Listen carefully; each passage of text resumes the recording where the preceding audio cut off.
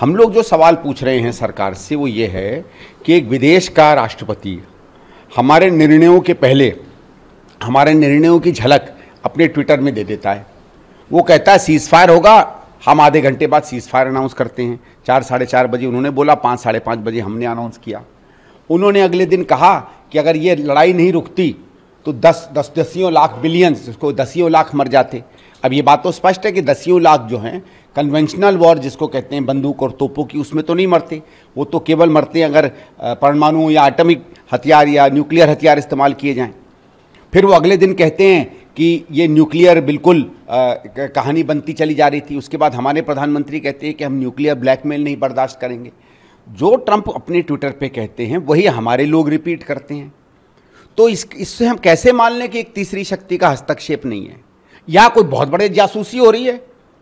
तो भी बड़ी खतरनाक बात है कि प्रधानमंत्री और बड़े बड़े लोग जो बातें करते हैं उसकी जासूसी। मतलब ये क्यों नहीं सीधे बताते हैं कि क्या हुआ है?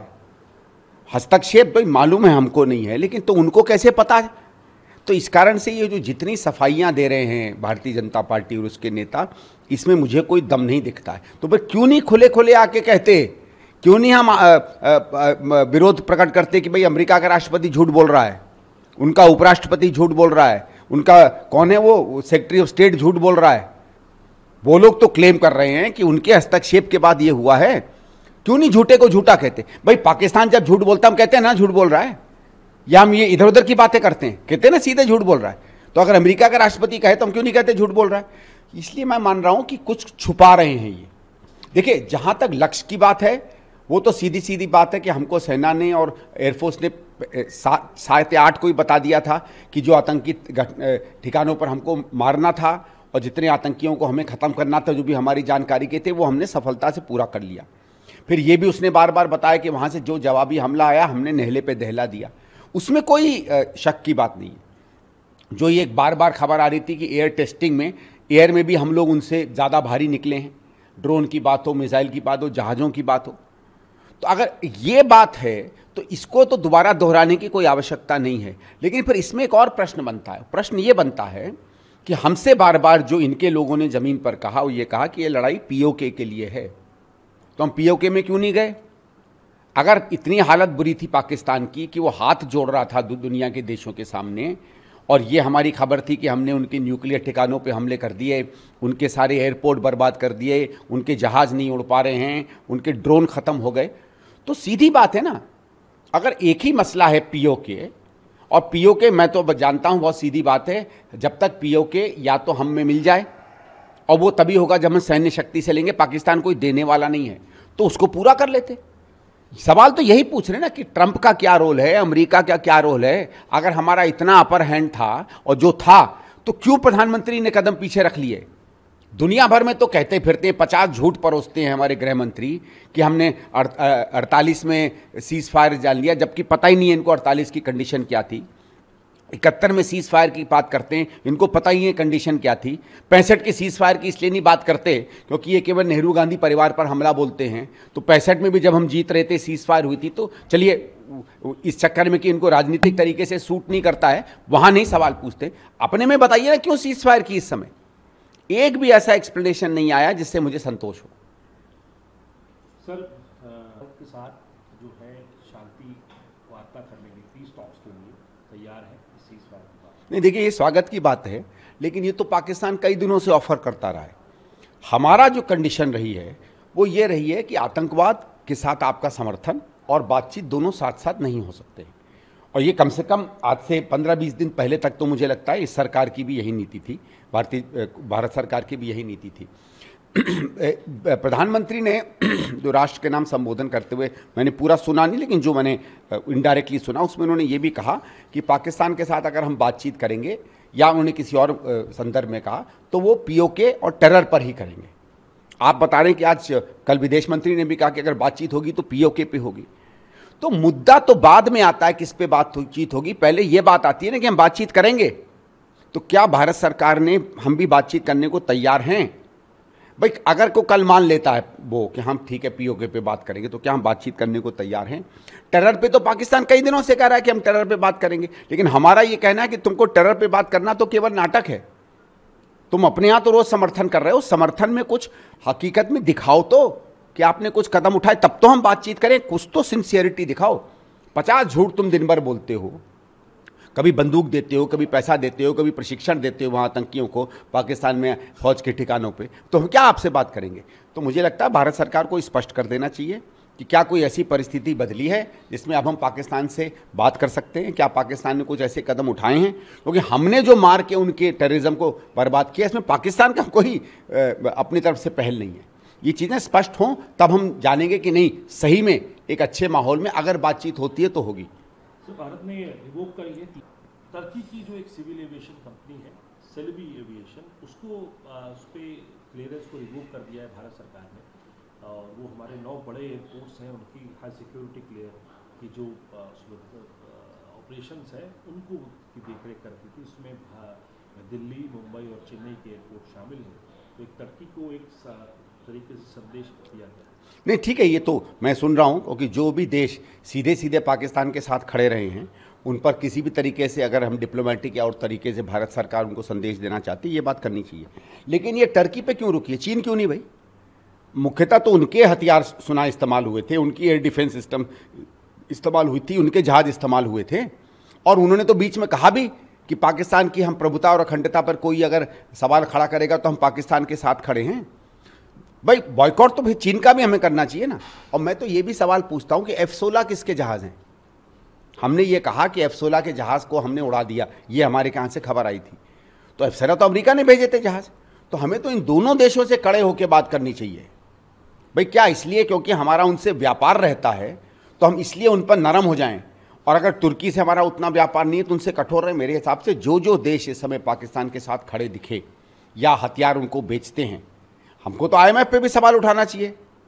कुछ एक लंबी चौड़ी कहानी बताई जा रही थी कि IMF पे खिलाफ पे वोट नहीं दिया जा सकता है। अरे ठीक है ना, लेकिन कोई हथियार, कोई अगर पैसे खरीद के हमारे खिलाफ हथियार अगर खरीद लेता है तो कम से कम वहाँ खड़े होकर हमें अपनी बात तो रखनी चाहिए थी। हम इन फोरम्स में क्यों नरम हो जाते हैं? सर राहुल गांधी कल दरभंगा गए, दरभंगा के अंदर जो है छात्रों से संवाद करने की बात थी, लेकिन प्रशासन ने जो है मंजूरी नहीं दी। और मंजूरी नहीं देने के बाद जब उन्होंने कार्यक्रम किया तो बाहर वहाँ ताले लगा दिए गए। राहुल गांधी ने कहा कि मैं डरता नहीं, मैं छात्रों से बात करने आया हूँ। तो प्राइवेट कोटा है, प्राइवेट इंस्टीट्यूशंस के अंदर जो कोटा है उसको बढ़ाएं, इस बात की चुनौती दी प्रधानमंत्री मोदी को और मुख्यमंत्री नीतीश कुमार को। और साफ तौर पर कहा 2 FIR उन पर रजिस्टर्ड कर दी गई हैं और ये कहा कि ये FIR जो है मेरे लिए मेडल है। देखिए साहब, मैं ये बताना चाहता हूँ, इस देश की हालत देख लीजिए। एक सम्मानित फौजी अफसर को आप गलत तरीके से चिन्हित करके, सांप्रदायिक रूप से चिन्हित करके उसका नाम लेते हैं और हाई कोर्ट को कहना पड़ता है सरकार को FIR करे। और एक नेता ज़मीन पर उतरकर शिक्षा की बात करता है, अधिकार की बात करता है, मिनटों में उस पर FIR हो जाती है। ये है देश का नया नॉर्मल कि भारतीय जनता पार्टी के लोग कुछ भी कह दें, कुछ नहीं होगा। विपक्ष अगर मुद्दों के सवाल भी उठाएगा तो उन पर FIR होगी। FIR को लेकर उसको क्वैश कराने के लिए सुप्रीम कोर्ट तक गए हुए, लेकिन सुप्रीम कोर्ट ने साफ तौर पर उसको स्टे लगाने से सुप्रीम कोर्ट क्या करे क्या नहीं करे अलग बात है। मैं सरकार के रवैये की बात कर रहा हूँ, ठीक है, कि शिक्षा पे कोई चीज़ उठाता है उस पर FIR हो जाती है इस देश में, और आप सेना पर सवाल उठाने लगते हैं, लोगों को सांप्रदायिक रूप से चिन्हित करने लगते हैं, उस पर कोई एक्शन नहीं होता। और हाई कोर्ट के कहने के बाद भी इतना सुना है कि इतना वीक FIR हुआ है मध्य प्रदेश में कि उसमें से आराम से निकल जाएंगे मंत्री जी। सर उन्होंने जो है ये कहा कि मुझे कोई फॉर्मेडेबल मशीनरी होनी चाहिए। तो इस चीज़ के इंडिया ब्लॉक के फ्यूचर को देखे उन्हें बड़ा अनसर्टन दिखता है फ्यूचर। उन्होंने कहा कि उन्हें ये भी यकीन नहीं था कि इंडिया ब्लॉक इंटैक्ट है भी या नहीं। ठीक है, वो उनका मन हो सकता है भाई, वो जाने। और उनका तो DMK के साथ हमारा अलायंस है। इंडिया ब्लॉक जहाँ तक उनके राज्य की बात है, DMK और कांग्रेस के संबंध का है, तो उसकी बात वो करें। देखो, ये बात बार बार लोग कहते हैं कि क्या इंडिया ब्लॉक अभी है कि नहीं। मैं तो एक ही बात से आपको जवाब देना चाहता हूँ। इंडिया ब्लॉक राष्ट्रीय मुद्दों के लिए बना था। आप देख लीजिए पिछले चुनाव के बाद, एक तो पिछले चुनाव में इंडिया ब्लॉक ने अच्छा किया, आप राष्ट्रीय मुद्दे देख लीजिए। इलेक्शन कमीशन का मुद्दा आता है, वोटर लिस्ट का मुद्दा आता है, EVM का मुद्दा आता है, पूरा इंडिया ब्लॉक एक साथ खड़ा है। आर्थिक नीतियों की बात आती है, बेरोजगारी की बात आती है, पूरा इंडिया ब्लॉक एक साथ खड़ा है। कास्ट सेंसस की, सामाजिक न्याय की बात आती है, पूरा इंडिया एक ब्लॉक खड़ा है।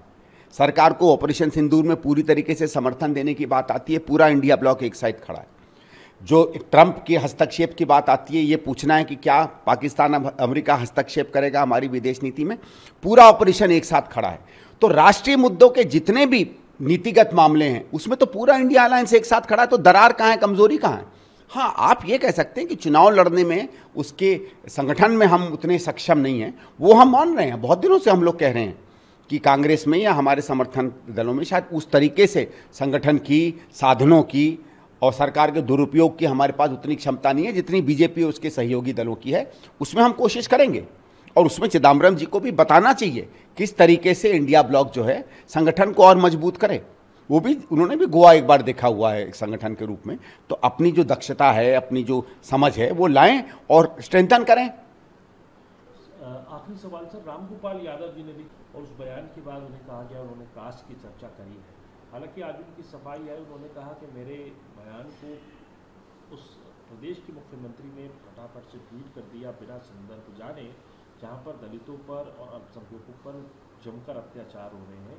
उन्होंने कहा कि मैंने सिर्फ इतना कहा था कि जिस तरीके से सोफिया कुरैशी के साथ, कर्नल सोफिया कुरैशी के साथ उनका धर्म देखकर और उनका जात देखकर, उनका धर्म देखकर इस तरीके से गाली गलौज करी गई या बातें कही गई, अगर पता चल जाता कि भूमिका सिंह भी जो है एक जाटव है और AK भारती जो है वो यादव है, तो उन पर भी इसी तरीके का अत्याचार किया जाता।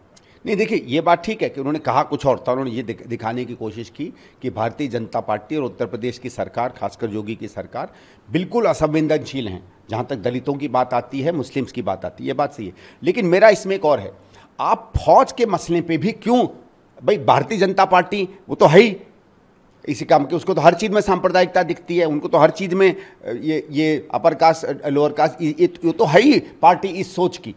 आप क्यों बन जाते हो उस सोच की? आपको कैसे अधिकारियों के बीच में उनकी जाति और धर्म पता चलने लगा?